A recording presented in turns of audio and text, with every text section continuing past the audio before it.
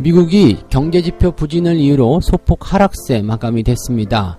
월간 기준으로 본다라면 여전히 상승세가 이어졌다라고 볼 수 있겠습니다만 일단은 증시가 숨고르기에 들어가는 것 아니겠느냐 이렇게 전망도 나오고 있습니다. 자, 그렇지만 시장 참여자들은 조금 이해가 다릅니다. 이 지표가 부진함에 따라서 테이퍼링이라든지 금리 인상 이런 부분들이 뒤로 미뤄질 수 있기 때문에 오히려 시장은 괜찮다, 더 좋아졌다 이런 식의 전망도 나오고 있죠. 자, 미국 시장 상황 자세하게 알아보도록 하겠습니다. 중국이 최근에 기업들 규제에 나서게 되면서 우리나라 기업들도 피해를 보고 있습니다. 게임주, 엔터주, 교육주가 가장 이 피해가 크다라고 볼 수 있겠는데요. 자, 중국의 규제는 시진핑의 연임 이것과 연결이 되어 있다라고 말씀드린 적이 있었죠. 자, 중국 규제 어떤 식으로 진행되고 있고 또 여기에 피해를 본 기업들은 과연 이것을 벗어날 수 있는 방법은 있겠는지 또 어떤 식으로 대응을 해봐야 되는지 여기에 대해서 알아보도록 하겠습니다. 외국인들이 6개월 만에 1조 원의 순매수 나서면서 지금 이 매수 기조에 들어간 것을 보고 이제 증시를 분석하기에 바빠졌습니다. 자, 9월달이 시작이 되면서 이 9월 증시 전망 어떻게 보고 있느냐. 증권사들은 대체적으로 그냥 답답한 국면 예측을 좀 하고 있는데, 자, 이 답답한 국면을 뚫어줄 수 있는 하나의 단초가 외국인들의 순매수로부터 시작이 될 것인지 여기에 대한 관심이 집중이 되고 있습니다. 외국인 매수 어떻게 봐야 되는지 알아보도록 하겠습니다.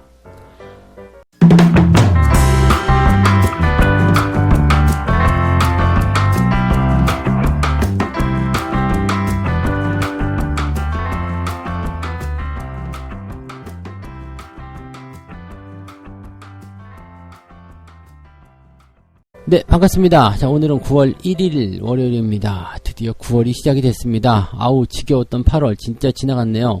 자, 이렇게 힘든 것도 어떻게 보면은 눈 질끈 감으면 또 지나가는 거 아니겠습니까? 이 또한 지나가리라. 자, 조정도 결국에는 마무리가 되어가는 그런 모습을 보여주고 있고요. 또 조정 나올 때는 굉장히 무서웠지만 이렇게 또 주가가 빵 하고 반등을 세게 해주니까 아직 정상적으로 회복이 되진 않았다고 하더라도 손실폭도 많이 회복이 됐고 또 자, 버티길 잘했어. 그래, 기다리길 잘했어. 결국엔 이렇게 되는 거야. 라는 또 자신감도 생기셨으리라 생각합니다. 물론 단기 상승 이후에 또다시 나타나는 변동성 무시할 수 없을 겁니다. 그렇지만 시장의 분위기가 많이 살아나고 있고 또 어느 정도의 그런 회복세가 일어나게 되면서 투자자들이 다시 한번 이제 자신감을 좀 회복하지 않았었을까라고 생각을 좀 해봅니다. 버티길 잘했다. 그런 이야기 꼭 나온다고 얘기했죠. 그래서 여러분들 지금까지 잘 해오셨으니까 또 이제 9월달에는 더 좋은 일들이 생길 거라 생각해 봅니다.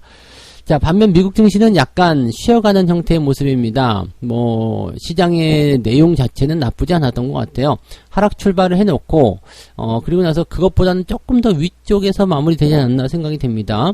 장중에 플러스권도 한번 들어갔었고, 계속 요동을 쳤어요.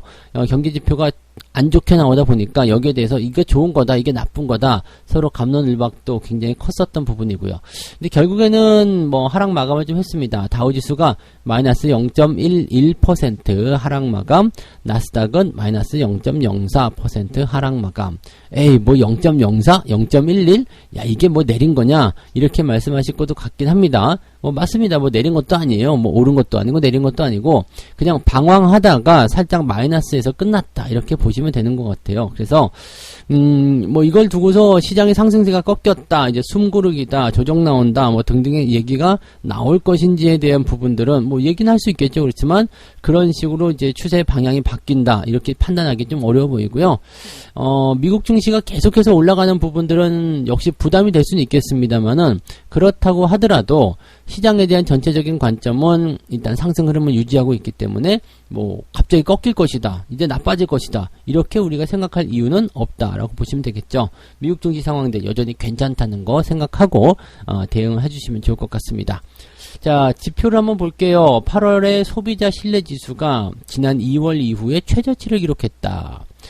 자, 지금 113.8로 하락을 했어요. 그래서 지난 2월 이후에 가장 낮았다. 실질적으로는 올해 가장 낮았다고 보시면 될 것 같아요. 그래서 7월달 수치가 129.1이었는데 요것도 125.1로 하향 수정이 됐고요.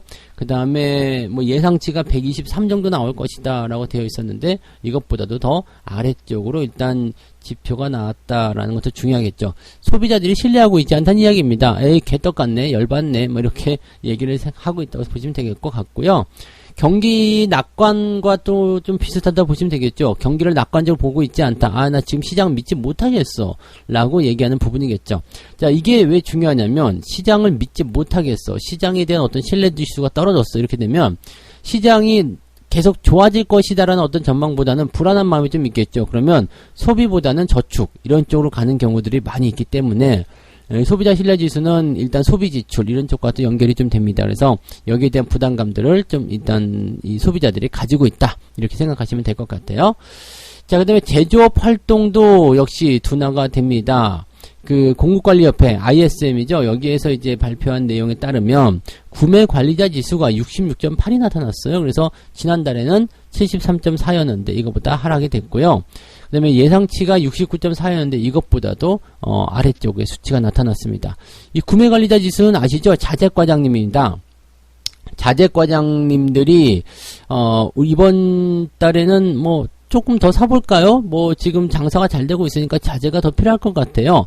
실제로 구매력을 가지고 있는 그런 어떤 기업의, 또 기업이라고 해야 될까요? 하여튼 뭐 구매력을 가지고 있는 이런 집단, 이런 사람들의 결정, 의사권이 지금 우리는 좀 사야 되겠습니다 라고 한 사람이 100명 중에 66.8명이었다 라는 얘기죠. 그러니까 아직 경기가 좋아지고는 있다라고 보시겠지만 지난달에 비해서는 장사가 조금 덜 된 것 같아요. 지금 재고가 조금 남았어요. 이번에는 조금 덜 살게요, 뭐 등등의 얘기를 했다라고 보시면 되는 거죠. 그러니까 지난달보다는 여전히 경기가 조금 둔화되었다라는 느낌을 받을 수가 있습니다. 그래서 지금 경제 지표들이 이렇게 좀 부담스럽게 나오다 보니까 뭐 지수가 좀 조정을 받는다. 보통 때라면 그렇겠습니다만 테이퍼링이라든지 이런 것들을 앞두고 있는 시점에서 경제 지표의 부진은 오히려 투자자들이 그럼 나쁘지 않은 거 아니야? 오히려 테이퍼링 안 하면 더 좋은 거 아니야? 이러한 이야기를 할 수도 있는 상황이 좀 된 것 같습니다. 그래서 시장이 오르락 내리락 하는 모습, 그런 속에서 마이너스 마감이 소폭으로 깎이면서 끝났다. 이렇게 봐주시면 되겠죠? 네. 지금 뉴욕 증시 전문가들의 증시 전망을 한번 들어보게 되면 여전히 경기 회복 모멘텀은 살아있다. 그래서 주가는 상승세가 지지를 받고 있다. 더 올라갈 겁니다 라고 얘기를 하고 있다고 합니다. 근데 이게 증시 전문가들의 가장 뭐라 그럴까요? 고질적인 특징이라고 봐야 되겠죠? 하락할 때는 더 내려간다, 올라갈 때는 또 올라간다 라고 계속 얘기합니다. 근데 어느 정도 일정 시점까지 올라갔을 때 뭔가 쎄한 기분이 분명히 우리도 다 받게 되거든요. 육감이란 게 존재하지 않습니까? 식스센스요. 그러니까 그런 것들이 이제 받게 되는 부분들이 있어요. 뭐냐면 매수가 많이 들어와서 시장이 막 시끄러워, 북적북적해, 막 너무 너도 나도 다 좋다, 막 그렇게만 얘기해요. 그러면은 단기적인 고점이든 뭐 큰 상투든 뭐든 나오게 될 가능성이 높겠죠. 그래서 그럴 때는 항상 조심하셔야 되는데 지금처럼 그냥 뭐 부진하다 또는 뭐 나쁘다는 이야기도 나오고 또 올라갈 수도 있다, 아직은 괜찮다, 뭐 등등의 어떤 이야기 같이 막 혼재되어 있다라 그러면 지금 이럴 때는 여러분들이 뭐 시장의 상투를 고민하실 필요는 없습니다. 그래서 한쪽 방향으로 너무 많이 쏠려 있을 때, 그럴 때만 걱정하시면 되는 거죠. 지금 UBS 쪽에서 나온 이야기를 보게 되면 경제 재개와 회복 모멘텀이 여전히 살아있다. 그래서 주가는 추가 상승할 것이다, 이렇게 얘기가 되어 있고요. 그렇게 되면 에너지, 금융 이런 경기 민감주들이 주도주로 나설 것으로 예상하고 있다. 연말까지는 S&P 500 지수가 4,600까지 올라갈 것이다. 그리고 내년에는 5,000포인트까지 오를 것으로 예상을 하고 있다라고 보고 있다고 합니다. S&P 500이 이렇게까지 올라가게 된다면 다우지수 당연히 따라서 올라가게 될 테고요. 그 다음에 그렇게 되면 세계 경기가 계속 좋아지는 것으로 전망할 수 있기 때문에 국내 증시도 뭐 4,000포인트까지는 돌파되지 않겠느냐, 이런 전망도 해볼 수가 있어요. 4,000도 넘어갈 수 있겠죠, 이렇게 된다면. 그래서 지금 미국 증시에 따라서 움직임이 나올 수도 있겠습니다만 국내 시장의 상황도 뭐 그렇게까지 나쁘진 않을 것 같다라는 전망을 또 해볼 수도 있을 것 같아요. 그래서 너무 이제 투자에 대한 어떤 부분에서 걱정거리를 많이 삼는다거나 그런 부분보다는 일단 증시가 올라가기 시작하면 좀 늦거든요. 그래서 전체적으로 큰 그림을 그려놓고, 그래, 지금 당장은 떨어질 만한 이유는 없지. 그렇다면 증시는 다시 올라갈 수 있는 발판을 마련할 거야. 그러면 주가가 쌀 때 사야 되겠다. 이런 생각으로 시장을 바라보시면 조금 더 이득이 많지 않겠는가라고 생각을 해볼 수가 있겠습니다. 미국 증시가 소폭 하락을 했고, 그 다음에 경제지표가 안 좋게 나타났지만 그 부분이 시장에 부담을 주진 않았다. 그것이 오늘의 중요한 골자가 될 것 같습니다. 오늘도 뭐 시장은 그렇게 나쁘진 않을 것 같고, 핵심은 뭘까요? 조금 이따도 말씀드리겠지만 외국인들의 매수가 연속적으로 들어와서 시장을 받아줄 것이냐. 자, 그 부분이 이제 중요한 키포인트가 될 것 같으니까 잘 한번 수급을 지켜보시기 바랍니다. 자, 두 번째 이야기 넘어갑니다. 중국의 규제 리스크에 게임주, 엔터주, 교육주들이 된소리를 맞았다. 정말 중국은 도움되는 게 한 개도 없는 것 같아요. 그래서 좀 가서 좀 혼내주고 싶다 이렇게 생각이 들 수 있겠는데, 중국이 지금 기업들 규제에 나서고 있는 이유는 예전에도 한번 말씀드렸죠. 시진핑의 연임. 그래서 이제 기업들을 좀 옥죄는 그런 형태, 이제 공산당의 힘을 좀 과시하는 그러한 분위기다라고 생각하시면 된다고 그랬죠. 그래서 기업들 입장에서는 깨갱하는 입장이 되는 거고, 국민들 입장에서는 약간 통쾌하다. 네, 역시 공산당, 역시 시진핑 이런 식의 느낌을 받게 하는 그런 모습이다라고 보시면 되겠죠. 근데 뭐 중국 국민들도 의식이 좀 깨어 있다라면 여기서 뭐 열받는 일이 좀 많이 생길 것도 같은데, 그래도 잘 참고 있는 거 보면 역시 공산당이 좀 무서운가 봐요. 네. 자, 지금 보면은 규제를 한번 볼게요. 연예인 인기 차트 발표를 금지하겠다. 와, 이건 또 뭐야? 국가 인터넷 정보 판공실에서 연예인 인기 차트 발표 금지 조치 등을 담은 무질서한 팬덤에 대한 관리 강화 방안을 발표했다고 합니다.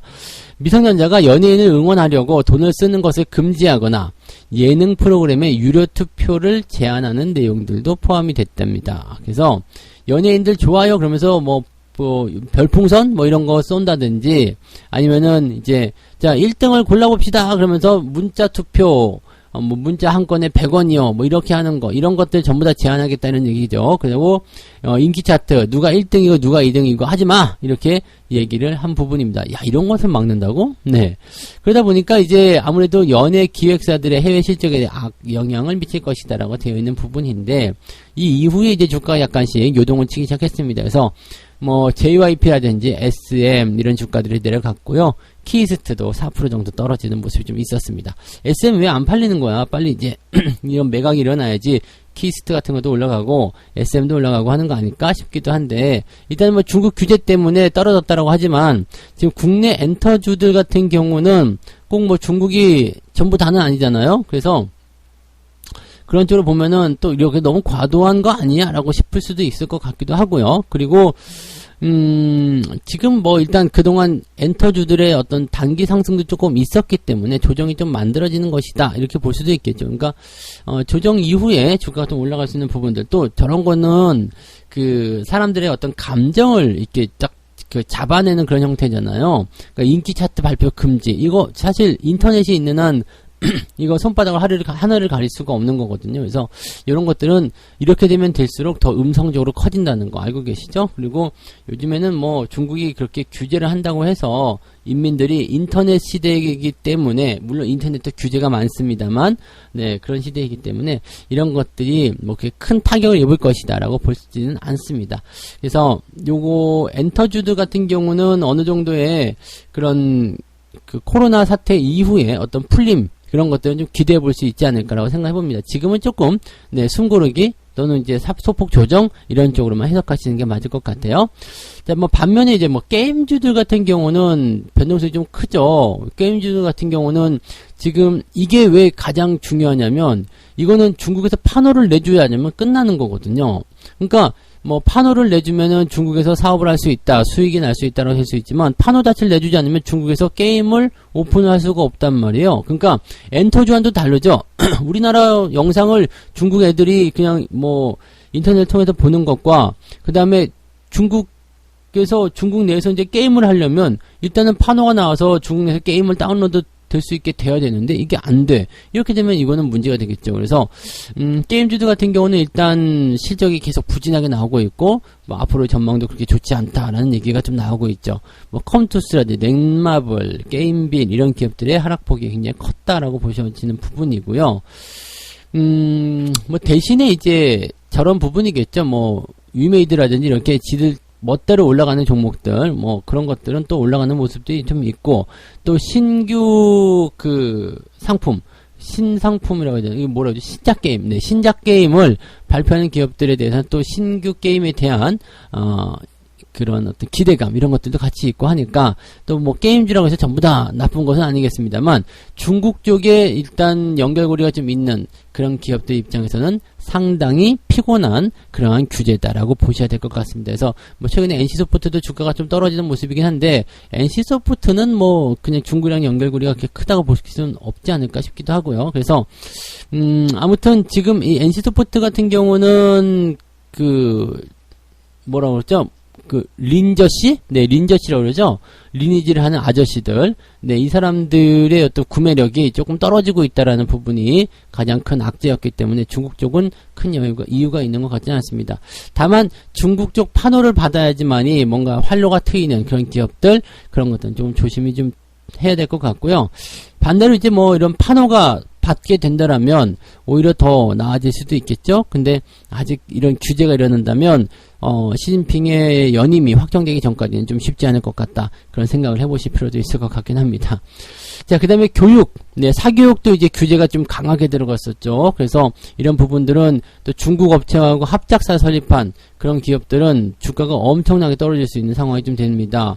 그래서 CMS 에듀, 비상교육, 로보로보, 청담러닝 이렇게 중국 쪽에 사업을 벌이는 그런 교육기업들은 더 크게 하락이 나타나는 모습이기도 합니다. 즉 중국과 직접적 연결고리가 있는 기업들은 부담스럽다라고 보시면 되겠고 중국과 연결고리가 있지 않은 기업들이지만 같은 업종에 속해 있다면 소폭 변동성을 좀 보일 수 있겠고 뭐 이런 식으로 보시면 될 것 같아요. 그래서 사실 따지고 보면 엔터가 가장 낫네요. 네, 엔터가 가장 낫고 게임주도 같은 경우도 나쁘지는 않지만 중국과 연결고리가 강하면 안 된다는 거. 그다음에 교육주들은 글쎄 이거는 조금 힘들 것 같다 이런 느낌을 우리가 받으실 수가 있을 것 같습니다. 그래서 중국 규제가 뭐 언제까지 시작될 것이냐 내년까지는 아마도 특별한 이슈는 없을 것 같아요. 그래서 관련 기업들에 대한 부분들은 항상 그렇게 중국과 연결고리가 어떻게 되어 있는지 그 부분을 보면서 투자를 하실 것을 권장해 드립니다. 그다지 뭐 저점이니 뭐니 이런 거 생각하기가 좀 어려운 부분이 아닐까 생각이 듭니다. 자, 세 번째 이야기로 넘어가도록 하죠. 외국인들이 6개월 만에 1조 원을 매수했다. 그렇지만 방심은 하지 마세요. 뭐 이렇게 얘기를 했다고 하는데 뭐 당연한 얘기겠죠. 뭐 방심하는 순간 다 끝나는 거 아니겠습니까? 이제 9월이 시작되니까 증권사에서는 이제 9월달 전망이 나타났습니다. 그래서 이제 코스피가 어디까지 갈 것이냐. 근데 이게 되게 재밌는 게요. 삼성증권은 3,000에서 3,300. 9월달에요. 그 다음에 한국투자증권은 3,000에서 3,260. 신한금융투자는 3,050에서 3,250. 교보증권은 3,050에서 3,250. NAT투자증권은 1차 반등 목표치가 3,200포인트. 이렇게 얘기가 됐다고 합니다. 그리고 주목을 해봐야 되는 업종에서는 이제 뭐 소재주, 철강주 뭐 등등등인데 재밌는 게 뭐냐면 전기전자가 없어요. 뭐 삼성전자, 하이닉스 사라 이런 얘기가 아직은 없습니다. 야, 이거 신기한 이야기다. 그죠? 그리고 뭐 낙폭과대 실적주 뭐 이런 것들, 그다음에 배터리, 인터넷 또는 인프라 수혜주 뭐 등등의 이런 이야기 또는 뭐 은행주 나온 데도 있었고요. 네, 전기차 뭐 이런 쪽입니다. 그러니까 약간 뭐라고 하냐면 이제 조금 세분화돼서 들어가 있다고 봐야 되겠죠. 그러니까 전기전자 업종 이렇게 들어가는 것이 아니고 또 뭐 전기전자 슈퍼사이클 뭐 이런 얘기 나오는 게 아니고 뭐 소재 부품 이런 쪽으로 접근해라 이런 쪽에 이야기가 나왔다. 그리고 밴드폭도 상당히 좁습니다. 3,000에서 3,300이요. 그러니까 지금 증권사 입장에서는 시장이 상당한 조정 국면 또는 횡보 국면 이렇게 들어갈 것이다. 답답할 것이다 전망하고 있는데 이럴 때는 증권사의 예상을 톡 하고 깨트리는 움직임이 나오는 경우가 상당히 많이 있죠. 네. 자, 지금 외국인들이 일단 매수한 부분을 보게 되면 우리나라 주식을 매수해서 원화 수요가 늘면 네, 환율이 하락하게 된다. 뭐 워낙 강세가 일어나게 된다는 이야기가 되겠죠. 그래서 이렇게 되면은 네, 주식을 매수해서 주가도 오르고 또 환율이 떨어지게 되니까 이제 환차익까지도 노릴 수 있다. 이런 전망이 나오고 있다라고 합니다. 뭐 이거는 뭐 당연한 얘기고요. 다만 이제 그 외국인들의 매도가 8월 달에 워낙 많이 나오다 보니까 이 부분을 좀 일부분 메꾸고자 하는 움직임이었을 수도 있겠다라고 얘기를 하고 있고요. 뭐 전반적으로 환율이 뭐 변화가 될 만큼 그렇게 강력한 어떤 매수가 들어왔다 또는 뭐 시장이 이렇게 크게 변했다 뭐 매수가 그런 어떤 큰 덩어리로 들어온다 이렇게 확인하기 어렵기 때문에 지금 범위를 조금 제한적으로 본다라고 얘기를 하고 있다라고 합니다. 근데 그럼에도 불구하고 코스피의 이제 최저점을 3,000포인트로 보는 것은 일단은 뭐 시장에 어떤 나와 있는 재료들이 그렇게 나쁠 것 같지는 않다라는 부분을 좀 보고 있는 것 같기도 하고요. 그 다음에 뭐 피크아웃, 네, 지금 뭐 경제가 더 이상 올라가지 못한 상황이 드러날 수도 있다.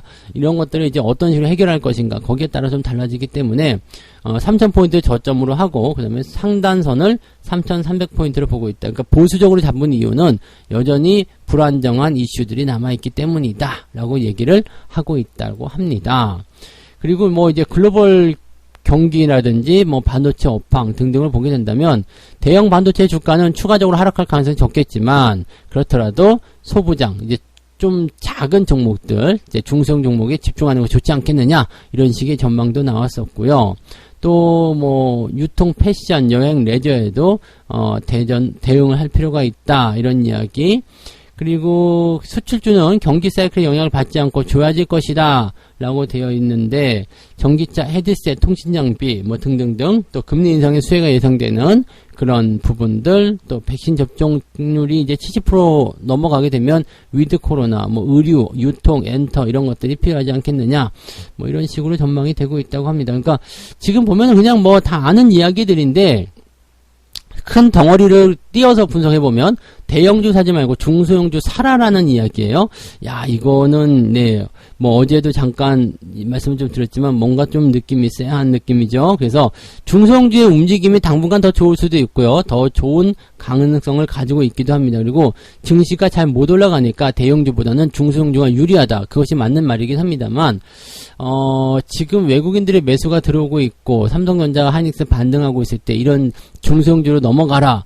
뭐 상승은 제한적일 수도 있다. 일시적이다. 이렇게 얘기가 나오면 삼성전자 하이닉스를 고민하고 있던 사람들이 올라올 때 팔아서 중소형주 넘어가게 될 가능성도 굉장히 높죠. 뭐 어떤 식으로 머리를 쓰고 있는지 모르겠습니다만 일단 우리가 예상했었던 그 부분들 그대로 나오고 있는 것 같긴 합니다. 그래서 중소형주로 일단 자금을 빼돌리고 나서 그 다음에 지들이 먹어서 대형주 쪽으로 해서 넘어가려는 움직임이지 않겠는가라고 자꾸 생각이 드는 모습들입니다. 기사가 자꾸 나오는 게 왠지 이게 합리적인 의심이 자꾸 든단 말이죠. 하지만 지금 중소형주 갖고 계시거나 또 대형주 갖고 계신 분들은 그 자리에서 멈춰 계시기 바랍니다. 지금 넘어봤자 큰 의미 없고요. 또 중소형주 갖고 계신 분들은 이렇게 일시적으로나마 단기적으로나마 더 올라가게 되면 수익률 최대한으로 끌어낸 다음에 그리고 나서 매도하는 것이 더 유리하겠죠. 그러니까 전부 다 일단은 그대로 멈춰라. 네, 홀딩 유지를 잘 하시면서 종목들 또는 포트폴리오 관리를 해 나가시면 좋을 것 같습니다.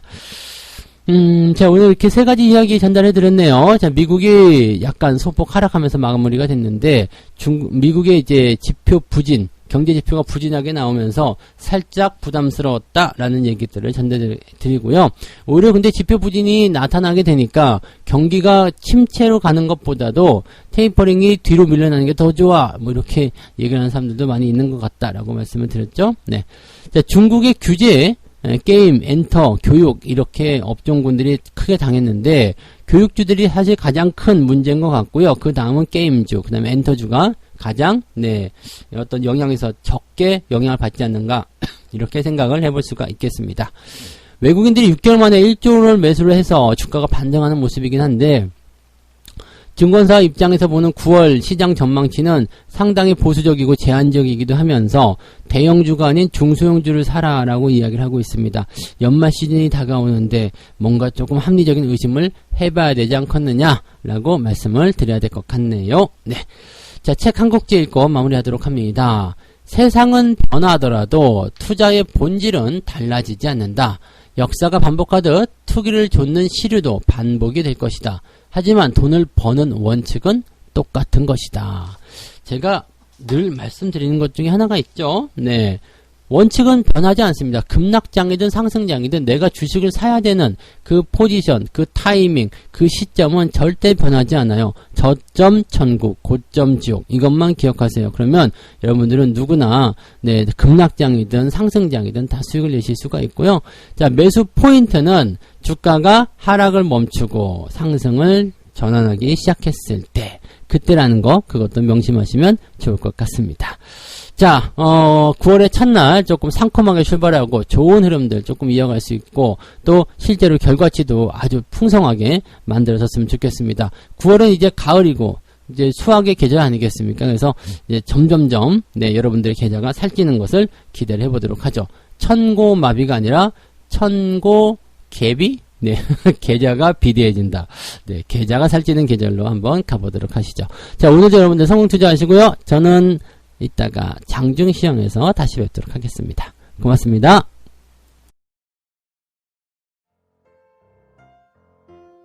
본 방송에서 제공되는 모든 정보는 투자 판단의 참고 자료이며 투자의 최종 책임은 본 방송을 이용하는 본인에게 있습니다.